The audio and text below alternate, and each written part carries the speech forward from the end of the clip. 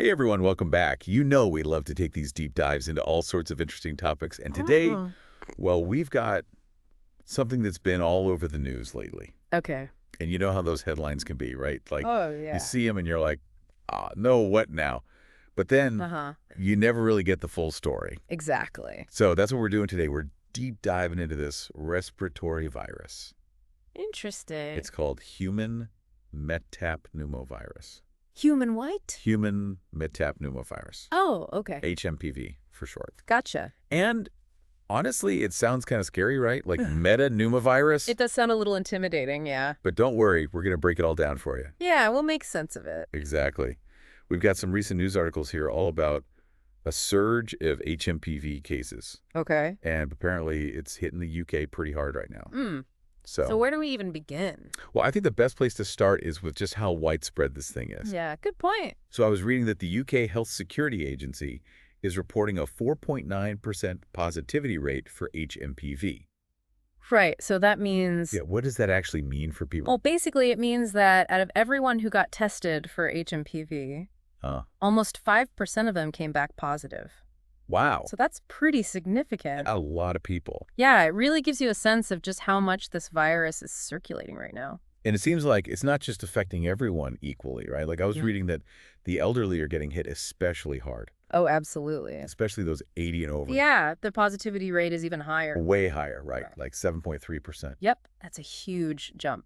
And that kind of surprised me because I always thought of HMPV as something that mostly affected little kids. Right, it's usually much more common in young children. So why are we seeing this trend in the elderly? Well, there are a few theories about that. Okay, One possibility is that immunity wanes as we age. that makes sense. So older adults might just not have the same level of protection against HMPV as younger people do. And it's also possible that they haven't been exposed to recent strains of the virus. Right, so their immune systems aren't as prepared. Exactly. And I'm guessing underlying health conditions could play a role too, right? Absolutely. Especially in that age group. Yeah, a lot of older adults have other health issues that can make them more vulnerable to respiratory infections. So it's probably a combination of factors. Most likely, yeah. This whole thing kind of reminds me of what happened in China earlier this month. You mean with that mystery illness? Yeah, exactly. All over social media, it was like hospitals are overflowing. I remember seeing those videos. People were saying it felt like the early days of the pandemic all over again. Yeah, it was pretty unsettling. Especially with those COVID-like symptoms. Uh-huh. And then it turned out to be HMPV. HMPV. Crazy, right? Yeah, it just goes to show you how quickly these respiratory viruses can spread. And how much they can impact healthcare systems. Absolutely.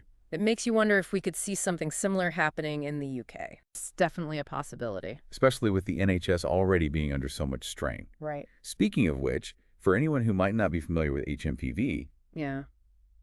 what are the symptoms? Like, how do you know if you have it? Well, the tricky thing is that the symptoms of HMPV are very similar to other respiratory illnesses, Right. like the flu and COVID-19. Oh, no. So how do you tell the difference? Honestly, it can be really difficult, Ugh.